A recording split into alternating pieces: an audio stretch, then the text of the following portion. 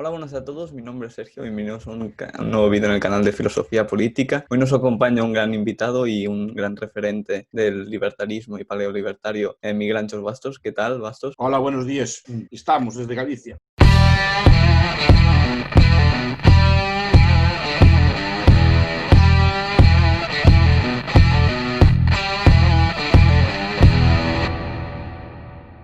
Pues, como siempre, quiero que el invitado se presente un poco, sobre todo qué hace cada día y, bueno, también que nos cuentes un poco el qué estudiaste y el por qué, el qué te motivó a estudiar eso que estudiaste. Bien, mi vida diaria es una vida bastante poco glamurosa. Me levanto por la mañana, desayuno, me tomo un café en alguna cafetería y después me dedico a leer y a estudiar. Después, claro, tenemos el trabajo académico, que se implica mucha burocracia de papeles y después, bueno, pues dar clases, atender a estudiantes, que son cosas que me gustan y entonces básicamente es mi rutina. Cambia obviamente con las estaciones, de acuerdo con el ciclo académico, pero básicamente es eso. Después yo estudié economía en la Universidad de Santiago de Compostela y me gustaba porque siempre no sé por qué, pero desde pequeño siempre me atrajo ese tipo de estudios. Y después, en la carrera de economía, en aquellos tiempos había una rama de ciencia política y hice esa rama de ciencia política. Y después hice la carrera de ciencias políticas. Entonces, básicamente es eso. Hice mi tesis doctoral en un tema a caballo de la economía y de la política, el análisis de la burocracia, de la administración pública. Y básicamente es eso lo que estudié. Pero me gustaba. Tuve la suerte de que siempre me gustó mucho leer y tuve acceso siempre a libros. Y mi padre siempre otra cosa no me compraba motos o así, no, pero libros me compraba los que quería, ¿no? Entonces tuve esa suerte y bueno, pues aquí estoy, sumando uno, como digo yo, como los ladrillos de una casa, uno tras otro, pues aquí estoy. Tengo curiosidad. Mi problema muchas veces es que soy demasiado curioso. Que me interesan demasiados temas a la vez y así no me doy centrado en uno solo y no me concentro en estudiar. Si tuviera esa capacidad, pues sería un gran avance para mi persona. Pero no tengo. Me interesa un tema, me despisto, empiezo a estudiar en él y ya está. Me acuerdo que varias veces has dicho que tú antes eras marxista y que has estudiado muchísimo marxismo. ¿Cuál fue el momento que hubo como un clic y empezaste a ver que en realidad esas ideas no eran las que más se identificaban contigo y te pasaste al libertarismo? Pues no lo sé, tuve una etapa marxista, es cierto. De joven no era marxista, era más bien de derechas. Después tuve una etapa en la universidad marxista, sí que es cierto. Y fue cuando estudié estos temas, o me gustaban. Y siguen gustándome, que yo sigo leyendo mucho de marxismo y de izquierda, básicamente para ver qué se piensa o qué desafíos plantean o cómo están evolucionando. Siempre me interesa por curiosidad y también por decencia intelectual. Uno no puede criticar a otras cosas sin conocerlas. Y siempre digo, si el argumento del otro me convence, no me queda otro remedio que aceptar. Y eso algo así me pasó a los 25 años, más o menos. No sé si fue por influencia de profesores, si fue todo, supongo, a la vez, ¿no? Algunas lecturas que cayeron por casualidad en mis manos y tal, pero fui poco a poco apartándome del marxismo. Sobre todo creo que fue von Baber, ¿no? O Mises también. Tuve acceso al socialismo, al libro de socialismo a los 20 y pocos años y empezó a aquellos argumentos del cálculo. A mí primero no los conocía de antes, no los había estudiado y después empecé a ver este tipo de cosas. Y después, claro, entre otras cosas, pues algo leí de Public Choice para la tesis y así, este tipo de cosas. Entonces empecé a ver las cosas, pero mi acercamiento, y creo que desde el principio fui bastante austriaco. O que al principio no había, para mí no diferenciaba entre las distintas escuelas de liberalismo como puedo distinguir ahora, o las corrientes de pensamiento, sino que empecé a buscar o a rebuscar libros que, digamos, que no fueran marxistas y empecé así con cosas variadas, ¿no? Pero sí que siempre hay un cambio, es un proceso de cambio. O sea, siempre hay un momento que no eres y pasas a ser. Siempre es un problema de marginalismo, incluso si quieres, ¿no? Pero hay un momento que pasas y no dejas de serlo. O ya lo llevaba siendo un tiempo, pero hay un momento que te das cuenta y dices, ya no soy. ¿No? Nunca a mucha gente esto le habrá pasado con la religión o con cosas así. A mí no me pasó con la religión, me pasó con este tipo de ideas, ¿no? Pues hay un día, pues sí que eres cristiano, que haces la comunión y tal, pero hay un día que dejas de ir a la corte. Supongo que algo semejante me pasó a mí. Siempre con el mayor respeto. Yo siempre, ya les he dicho, el marxismo siempre lo respeté mucho más que otras ideologías más mixtas, ¿no? Porque lo veo como más compacto, más sólido. Y siempre para mí es un desafío. Otra cosa que no estoy de acuerdo con ellos por una serie de principios, pero yo lo veo una ideología mucho más compacta, mucho más sólida, mucho más elaborada, con mucho más pensamiento que otras ideologías mixtas, ¿no? Nunca fui socialdemócrata, quiero decir, ¿no? No, quiero decir, me gustaba el marxismo así como un compacto, sólido, verlo así. No me gustó las cosas mixtas de capitalismo, nunca me convencieron. Y has hablado de las ramas del libertarismo y mucha gente no logra entender qué es ser paleolibertario, porque ahora en Twitter, en la red social, habíamos tenido una discusión, ¿no? Y había salido varias gente que los paleolibertarios no eran libertarios de verdad. Para esa gente, ¿qué le dirías qué es ser paleolibertario? A ver, supongo que es un juego de palabras con los paleos americanos, no son los paleoconservadores, ¿no? Que se denominan así. Es lógica el prefijo, ¿no? Bueno, si habla de neoliberales o tal, el antónimo es el paleo, la derecha, digamos, más antigua. Digamos que es que el libertarismo, a ver, yo lo entiendo, ¿no? Como una combinación digamos, de los principios libertarios con valores culturales y sociales, digamos, más de orden conservador. Básicamente esa es mi idea. Quiero decir, no me refiero pues, a la necesidad pues, de valores de trabajo, de seriedad, pues, de orden en la vida, etc. ¿no? Me refiero a ese tipo de cosas, ¿no? Esa disciplina que había antiguamente, que entiendo yo que había antes. Son valores, digamos, antiguos que se pierden. Muchos libertarios, en cambio, tienen un toque de libertinismo. Por ejemplo, que consiste, bueno, pues si vamos a la droga, vamos a lo otro, ¿no? Y ese tipo de cosas, que sea libre. Sí, yo defiendo que sea libre, cuidado, que no entro en contradicción con esto. Claro, yo siempre digo, un país de borrachos, por ejemplo, un país de drogados, que está toda la gente borracha todo el día, drogada, que no haya un mínimo de vida, difícilmente va a ser capitalista. Cuidado, que tiene la gente todo el derecho del mundo a hacer lo que quiera con su vida, yo ahí no me meto. Me digo que si no va combinado el libertarismo con algún tipo de valor moral, digamos, extra, que vaya fuera, digamos, del propio libertarianismo, o sea, unos valores morales, éticos o lo que sea, que acompañen ese libertarianismo, difícilmente vamos a crear una sociedad próspera, libre y pacífica, ¿no? A eso me estoy refiriendo, que muchas veces, claro, pensamos que como somos muy libertarios, pues podemos hacer lo que nos da la gana y podemos. Te digo, yo quiero, mira, asuma las consecuencias de lo que hace. Es decir, mira que si hace eso, no va a tener una sociedad capitalista, tiene una sociedad muy libre, libertaria, pero no capitalista. El capitalismo, yo siempre insisto, son valores. Valores de ahorro, de sacrificio, ¿no? De esfuerzo, de trabajo. Ese tipo de cosas son las que hacen una sociedad capitalista también. Que no es obligatorio seguirlos, pero si usted quiere una sociedad próspera así, tiene que seguir esos valores. Si la quiere próspera, a lo mejor quiere vivir usted su vida pues, llevándola como le dé la gana, pero si quiere una sociedad próspera, rica, con ciertamente productiva, pues que unas necesidades básicas estén cubiertas, que haya una alimentación buena, un vestido bueno, una sanidad buena, lo que sea, necesita un sacrificio previo, necesita cierta disciplina, digamos, personal, ¿no? De seriedad, de puntualidad, de autosacrificio, digamos, ¿no? Pues hay que levantarse a las 7 de la mañana, pues hay que levantarse a las 7 de la mañana. Ya sé que apetece más estar en la cama, ¿no? Pues a eso me refiero yo. Entonces, es una combinación de valores, digamos, antiguos, tradicionales, con ideas libertarias, pero no coercitivas. No coercitivas, es decir, no obligando a nadie con el Estado a hacer este tipo de cosas, ¿no? Sino con el ejemplo, llevando una vida así, etcétera, pues es que es como hay que hacer. Entonces, es la visión que hay. Valores como la religión, se crean en ello, yo creo que son positivos, ¿no? Valores como la lealtad a la comunidad o a la nación, como quiera llamarle usted, ¿no? Bueno, o sea, a la comunidad son buenos también, o sea, combinados con lo otro. Si no, es muy difícil establecer una sociedad próspera.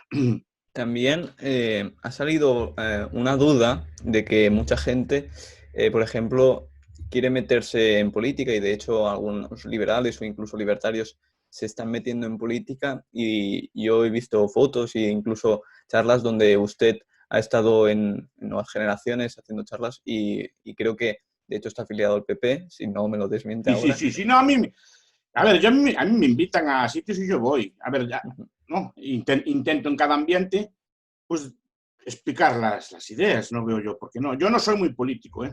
O sea, no, aunque tengo simpatías políticas y no participo en política. Obviamente tengo mis opciones como todo el mundo, porque hay como dos planos. Yo vivo en la vida real también, no vivo solo en Ancapia, ¿no?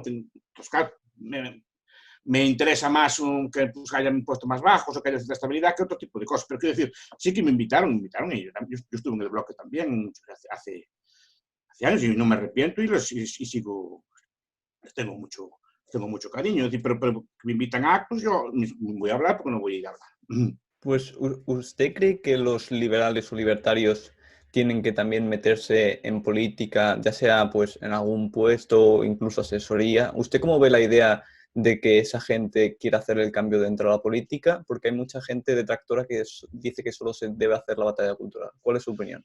Las dos están bien, hombre, supongo que tendrá que haber algún tipo de político, hombre, que por lo menos no sea tan socialista como los otros. En ese aspecto no lo veo mal, incluso en todos los partidos, que siempre, yo casi todos los partidos que conozco, y conozco casi una parte de los partidos de donde vivo yo, pues siempre hay gente más o menos libertaria en todos ellos, por extraño que parezca. Más en unos ámbitos que en otros, pero sí que pues, ese tipo de ideas no está mal que haya personas que tengan esas ideas, que participen en ellas. Ahora, yo como estrategia así final, pues no sé si será la más adecuada, eso ya es otro debate, pero en principio, como vivimos en el mundo de hoy, la gente tiene ambiciones políticas y le gusta participar, porque hay este tipo de personas, usted que estudia políticas lo sabrá también, hay personas que le gusta la actividad política, porque que le gusta. Entonces, es bueno que también participen de estas ideas. ¿Qué pasa? Cuando llegan al gobierno tienen que transaccionarlas. De ahí parece que... Imagina un partido libertario, ¿no? O partido libertario, cualquier partido libertario. Pues va a las elecciones y saca 5. Y esos 5 son clave. Bueno, pues ya tiene que mojarse. O con unos o con otros. Y tiene que participar, ser culpable en parte de las políticas que haga su patrocinado. Y cualquier cosa que haga va a favorecer a unos a otros. Tanto si se abstiene como si vota que sí, que si no, va a salir una cosa, va a salir la otra. Al final va a tener que mojarse en ese tipo de cosas. Entonces, claro, el ideario puro se va desvaneciendo. Entonces, digo, aparte que si usted crea una máquina política, al final la máquina política tiene que comportarse como una máquina política si quiere hacer algo. Pues tendrá cierta disciplina en el voto, o sea, no habrá esa libertad de opinión, no la puede haber si quiere tener una máquina política, ¿no? Si no, claro, si cada uno vota lo que hace la gana, no es un partido, es otra cosa. No, y ni pueden negociar, ni pueden hacer nada después, ¿no? Y tiene que pues, tener colaboradores y tiene que entrar en intrigas dentro del partido, porque todos los libertarios son muy libertarios, pero todos quieren ser el jefe de los libertarios, no todos son... ¿no? Porque además ser el jefe de los libertarios implica que tú puedes colocar a tu gente y tu gente te apoya a ti, etcétera, ese tipo de cosas. Sí. Ahora, si hay personas que tienen esta vocación y les gusta y tienen estas ideas, es mejor que estén ellos a que estén otros. Yo no lo veo mal del todo tampoco. Pero digo que al final, claro, el ideal puro acaba transaccionando, acaba cambiando. No es por maldad, es la propia lógica de la política. También me gustaría preguntarte que mucha gente normalmente cuando sale el tema de la anarquía, anarcocapitalismo, ¿no? Cree que es totalmente inviable cualquier forma de anarquía, sea individualista o sea colectivista. ¿Tú a qué persona que diga eso, de que es imposible, qué respuesta le dirías de que sí que es posible el anarcocapitalismo? Que simplemente que vea el mundo con otros ojos, ¿no? Porque la anarquía es omnipresente. Hay anarquía entre los estados. Hay anarquía, siempre lo digo, por ejemplo, en una empresa. Anarquía en el sentido estricto de la palabra, porque las relaciones dentro de una empresa son contractuales. O sea, no hay una relación de fuerza de una parte hacia la otra, ¿no? Hay relaciones, por ejemplo, en todo tipo de organizaciones, como iglesias o sociedades, o la sociedad civil en general. Usted puede abandonarlas a voluntad y aceptarlas. En las relaciones de amigos o de parejas o así, también son relaciones de corte anarco, y todas ellas son enormemente estables. Pero es que después, no solo eso. Como siempre digo, dentro de la clase política hay anarquía. Y dentro del propio aparato del Estado hay anarquía. Es más, si no estuvieran en anarquía, no podrían funcionar también. También haciendo su papel de dominar el resto de la sociedad, ¿no? Dominar políticamente el resto de la sociedad. Si no estuvieran organizados así, no podrían funcionar. Y después, que la historia humana nos enseña que el 99% de la historia humana fue en anarquía. El debate que se puede plantear, pueden decir, ¿es una sociedad sin Estado podría funcionar, digamos, a garantizar el mismo nivel de vida que tenemos ahora? Esta es la cuestión que están haciendo. No si es factible o no. Es una cuestión de deseabilidad. Yo quiero vivir como vivo ahora en una sociedad, digamos, y esto se debe al Estado, ¿no? No de factibilidad, repito, si nuestros antepasados vivían en anarquía y llegamos hasta aquí, es que fueron capaces de organizarse, que fueron capaces de más o menos tener una vida más o menos larga, tener ciertos insumos mínimos para poder llegar hasta aquí. Otra cosa, decir, ¿podemos una sociedad como está organizada de hoy funcionar sin un Estado? Y también sí, ¿no? Mira, yo siempre digo, mira el comercio mundial. Yo mando un correo, me entro en una web de esas chinas y me llegan unos días, me llega un producto a casa. ¿Cómo hizo? ¿No? ¿Cómo hizo? Y salta por varios estados, ¿eh? Y más es capaz de llegar al bien aquí. Y se habla, por ejemplo, pues en muchos aspectos, todos estos fenómenos del comercio, todos estos fenómenos de las relaciones de justicia, por ejemplo, donde no hay un estado común, por ejemplo, todas las relaciones comerciales o los pleitos que hay, por ejemplo, si yo compro cacao a Ghana y no me lo sirven, ¿no? Que son dos países, por ejemplo, que no tienen así un estado común. ¿Cómo hacemos para comerciar con otros países en los cuales no hay una ley común? Pues el comercio, yo veo que hay cacao todos los días en las tiendas, ¿no? Que sé que la anarquía está mucho más presente de lo que está ahí. Y además, solo en anarquía puede funcionar también un Estado, en el sentido de se cabe de ejecutar sus funciones, por extraño que parezca. Por extraño que parezca. Entonces, no es una cosa inevitable. Porque estamos acostumbrados a pensar que el Estado es el que proporciona todo y que sin el Estado no tendríamos nada, ¿no?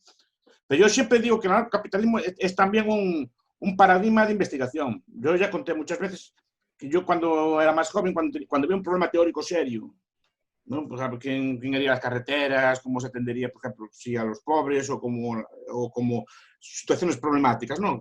¿Cómo atenderíamos esta situación, la justicia, la defensa, este tipo de cosas?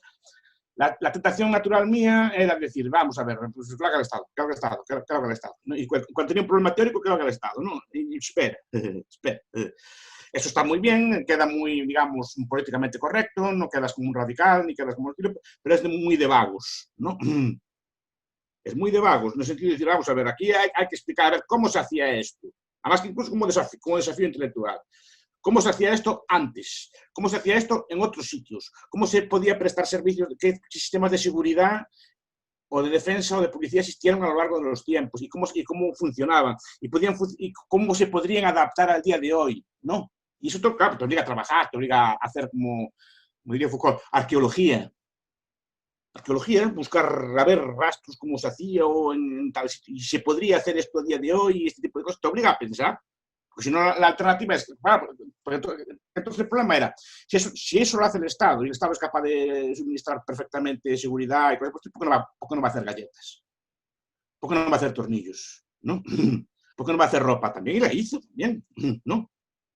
Entonces, ¿qué liberalismo es ese?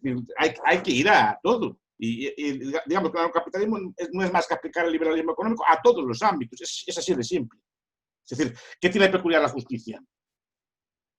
Aparte ¿no? de la mística que tiene peculiar como prestación de servicios que no tenga otro servicio, que tiene la defensa como prestación de servicios que no tenga otro servicio. Claro, te obliga a estudiar, a investigar, etc. Entonces, pero claro, en ese proceso descubres muchas cosas, aprendes muchas cosas, incluso puedes pensar en propuestas incluso para cambiar lo que hay realmente existente, porque tienes que dar una respuesta. No es decir solo la seguridad que la haga el mercado. A ver, ¿cómo se podría hacer eso en el mercado? ¿Cómo se hizo? ¿No? ¿Qué solución se le podría dar a esto? Entonces, te obliga a estudiar, a investigar, y en ese aspecto es muy, muy estimulante. Yo no lo veo tanto como un programa político, es decir, vamos a hacer un partido y mañana va a llegar al capitalismo. No, sino a ver cómo se podría hacer. Porque en ese proceso se descubren soluciones, ¿no? Y hay muchos inventos que se tienen hoy, por toda la criptografía en Internet, vienen de ese tipo de ideas. ¿Cómo puedo hacer yo para que el Estado no se meta en mis comunicaciones? Pues buena parte de la criptografía moderna viene de ahí. Si se inventan soluciones, todas estas ideas de dineros tipo Bitcoin, claro, pues de ahí se desarrolla el blockchain. El blockchain y todas las implicaciones que tiene, porque es una idea también de bloquear el dinero a la actuación del Estado, porque te obliga también a investigar, sin meterse con nadie, quiero decir, no. Soluciones pacíficas sin meterse con nadie. Y respecto a esta opinión, también ha salido muchos detractores de la propia anarquía poniendo el ejemplo de cómo se hubiese enfrentado una sociedad ANCAP al tema de la pandemia del coronavirus. ¿Usted tiene una opinión al respecto de cómo se podría haber enfrentado este problema? A ver, primero, una sociedad ANCAP habría pandemia igual que una sociedad estatista, con una sociedad primitiva, con una sociedad que sea. Eso no tiene, igual que se cae un meteorito, da igual que seas ANCAP, que seas estatista, que seas socialdemócrata, es decir, te cae el meteorito. Es decir, no es una cuestión, digamos, que no tiene tanto que ver con la organización política. Dos, en la situación actual el Estado es lo único que hay.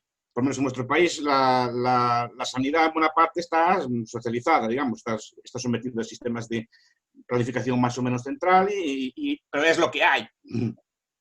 No puede esperar que llegue el ANCAP para solucionar. Ahora, ¿cómo se solucionaría en una sociedad hipotéticamente ANCAP que tuviera tiempo para prepararse así? Pues primero, habría muchas comunidades, es decir, hipotéticamente, ¿no? Habría muchas comunidades de organización. Pues unas se podrían perfectamente regular por contrato a la hora de asociarse a una de ellas, o por contrato, por costumbre, cuál sería la solución a adaptar. Es decir, si yo vivo aquí, tengo que aceptar que me pueden confinar, por ejemplo, ¿no? Yo lo acepto en el contrato o prefiero vivir en comunidades como más abiertas que no me confinen. Eso ya es mi decisión. Después, ese tipo de comunidades son más fáciles, hipotéticamente, son más fáciles de cerrar. Si hay una pandemia, es más fácil bloquear la entrada a ese tipo de comunidades que a las otras. Y después, con una sociedad de ese estilo, la sanidad estaría basada pues, bien en sistemas de propiedad privada, bien en sistemas de seguros, bien en sistemas voluntarios o de tercer sector, ¿no? de ayuda al Estado. Pero en cualquier caso, hay un incentivo a minimizar los riesgos. Por lo tanto, pues las primas de seguro o las formas de atención sanitaria que se harían en ese estilo serían no tanto de reacción como de precaución.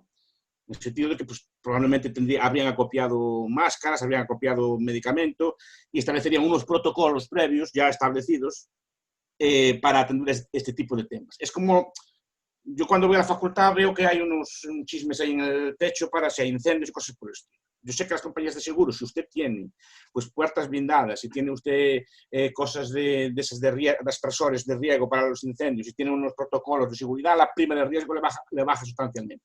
Supongo que ese tipo de mecanismos operarían de esta forma también. Pero después hay otro aspecto que me interesa mucho, que es la teoría del contagio y el Estado, ¿no? Es el título de un libro de Peter Baldwin, que se llama así, que explica las distintas. Básicamente se puede resumir que en el siglo XIX hubo un debate entre los liberales libertarios y los, digamos, más burocratizados, los estatistas, sobre cómo atender las pandemias, ¿no?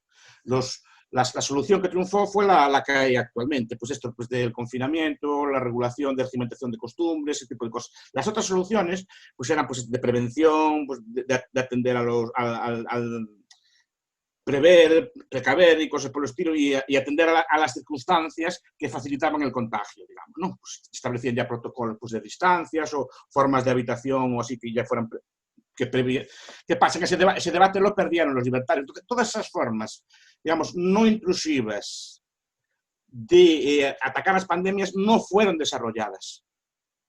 No se desarrolló esa teoría, sino que se triunfó la otra teoría, ¿no?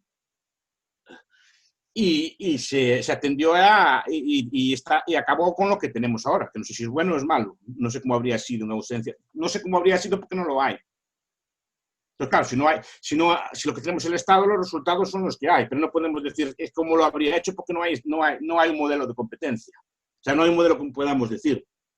Pero yo creo que se podrían haber arbitrado otro tipo de formas. Por ejemplo, yo creo que otro sistema habría, ya por precaución, en todas las casas habría varias mascarillas, ya de entrada, por precaución. Igual que tenemos ese chaleco amarillo para los coches, así, pues tendríamos en el botiquín pues, algo de paracetamol, unas cuantas mascarillas y tendríamos ya una cultura, un entrenamiento, digamos, de precaución para atender ese tipo de cosas. No esperar a que nos den órdenes en cada momento. De hecho, lo que pasa es que cuando levantan la orden, no aprendimos nada porque simplemente estamos haciendo órdenes. Si antes nos dijeron quédate en casa, nos quedamos en casa, pero si dice ahora puede salir, todos salimos. No hay una cultura, digamos, de atender ese tipo de cosas, ni una precaución ni una serie de cosas. Fíjese que, por ejemplo, en la pandemia ni siquiera hicieron un pequeño vídeo diciendo, a ver, no hay mascarillas, pero ustedes pueden hacer en sus casas con telas, poner un tutorial, decir, su casa con unas telas y unas tijeras y unas cosas, pueden hacer unas mascarillas que no son tan buenas como las otras, pero le pueden valer. No se hizo eso, porque no hay una cultura de precaución. Pero claro, no falta elemento de comparación. Repito, ese debate se dio en el siglo XIX y ahora se redescubre también cómo hay este tipo de cosas. Pero claro, ahora hay que atenderlo, tiene que tratarlo con lo que hay. Si nuestra medicina es estatal, pues habrá que confiar en ella, no queda otro remedio. Y ojalá funcione bien, claro. Muchas veces se da el debate sobre la ley de hierro y mucha gente no entiende o no sabe el por qué se da esa ley de hierro. ¿Tú puedes explicarla más o menos para la gente esa que no entienda qué es la ley de hierro y cómo actúa dentro de la política? A ver, la ley de hierro se refiere a la ley de hierro de las oligarquías de Robert Mitchell, ¿no?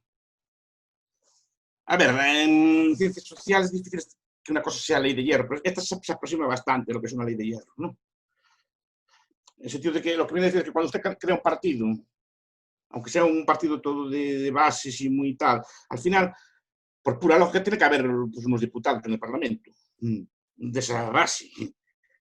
Hoy tiene que haber unos jefes que organicen la campaña o que dirijan un poco las cosas, alguien con quien negociar o alguien con quien hablar, un interlocutor.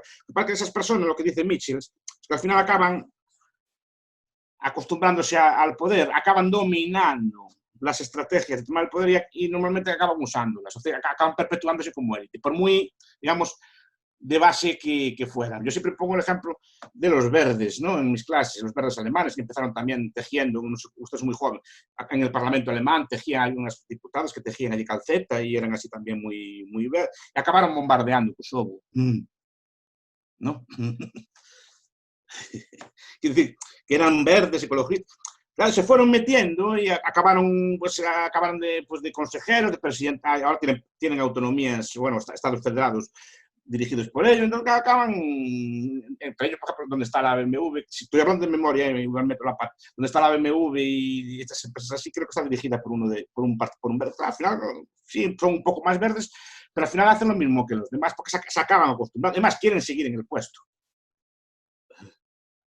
Porque se acostumbran, y no solo a lo mejor por el líder, sino claro, el líder está rodeado de un pequeño grupo de personas, de asesores, que viven de él, digamos, ¿no? Que depende de su trabajo y su vida de que el otro esté en el puesto. Claro, al final lo presionan para que siga, etc. Entonces, por eso es una ley de hierro. Mitchell la aplicó a los socialdemócratas alemanes, que también era muy, es una broma, ¿no? Pero eran muy socialistas y muy tal, ¿no? Pero pues acostumbraron a pisar moquetas y acostumbraron a alternar porque fíjese un detalle, que es una cosa que dice Mitchell, es un diputado, por muy de izquierdas que sea, o muy tal que sea, tiene más relación vital con otros diputados que con sus bases.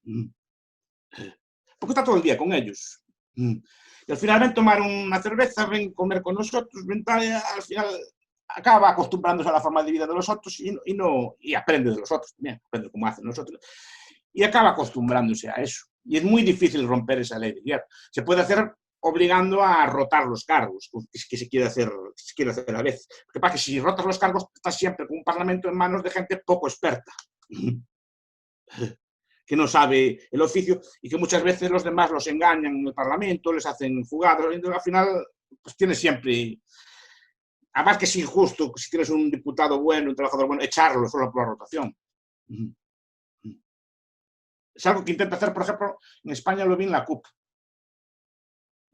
que intenta rotar los cargos, que supongo con esta estrategia. No sé si a medio plazo le irá bien, pero claro, yo vi que tenía parlamentarios buenos, pero que los cambia por esta cosa. Y a lo mejor el nuevo ya no es tan bueno como el otro, y es siempre un diputado inexperto.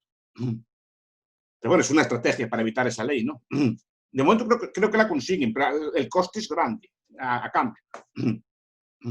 Y para ir finalizando la entrevista, tengo dos últimas preguntas y la primera es, unas recomendaciones de los tres libros que tú recomiendes de leer. Puede ser de historia, de economía o de política. A ver, si quiere aprender de verdad, yo recomiendo siempre La Acción Humana, por ejemplo. La Acción Humana es muy buen libro. Pues Acción a la Libertad, digo en plan libertario, hay muchos libros buenos de muchas cosas. Acción a la Libertad de Rothbard.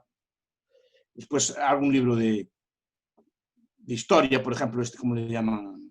El de Eric Jones, el Milagro Europeo, por ejemplo, que explica las virtudes de la fragmentación política. Digo por decir tres. De literatura, a ver, yo tengo fascinación por Robert Penn Warren, que es un escritor norteamericano.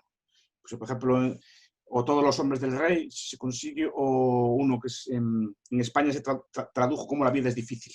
A mí es un libro que me encanta, de literatura. No tiene nada que ver con el... Es un autor conservador, pero no tiene nada que ver con estos temas. Es pura literatura. Y la última es que tú que has vivido mucho la batalla de las ideas desde hace muchos años, ¿tú cómo estás viendo ahora que más o menos más libertarios, más liberales están saliendo? ¿Cuál es la reflexión del movimiento liberal actual aquí en España? No, ahora vamos a ver, cuando empecé yo estaba prácticamente solo en Galicia. Después descubrí que en Madrid y en otros sitios había gente así, pero lo descubrí relativamente tardíamente. No me haya pensado que yo tenía presencia. Después, yo creo que la revolución vino con el Internet, ¿no? Cuando aparecieron aquellas páginas que ustedes son prehistoria como liberalismo.org y estas cosas así, que estoy hablando de hace mucho tiempo, que se empezó a debatir estos temas. Pero ahora cambió mucho, claro. Usted lo ve, la prueba es usted. O gente como usted, que por lo menos no tiene poco, yo siempre digo que no tiene por qué compartir, por lo menos sabe de qué está hablando. O sea, antes de demonizar o atacar, sabe de qué estamos hablando, podemos discutir y tiene cierta cultura de estos temas, que yo a su edad ni siquiera tenía acceso a los libros. Yo me acuerdo que accedí a Rothbard en el año 96, cuando apareció la edición 96 o 97, cuando apareció la Ética de la Libertad traducida, ¿no? Y hoy en día, claro, hoy en día ya hay muchos, y no solo hay muchos y muy buenos, que ya parten con una cultura más o menos, ya tienen unas referencias académicas, ya saben por dónde empezar, pueden tener un acceso, digamos, a un conocimiento académico organizado de este tipo de temas. A ver, mi problema es que yo, cuando empecé, no había, digamos, una cultura académica de este tipo de cosas. Entonces, un estudiante que quisiera formarse en estas cosas, tenía que formarse por su cuenta o recurrir al sentido común o a reflexiones que tenía, que esto es una cosa que me han dicho muchas veces. No, que yo esas cosas las pensaba, pero no sabía cómo explicarlas. O no sabía que había una teoría detrás, ¿no? Eso me lo dijeron muchas veces. Y yo lo descubrí por casualidad. Pude perfectamente no descubrirlo, ¿eh?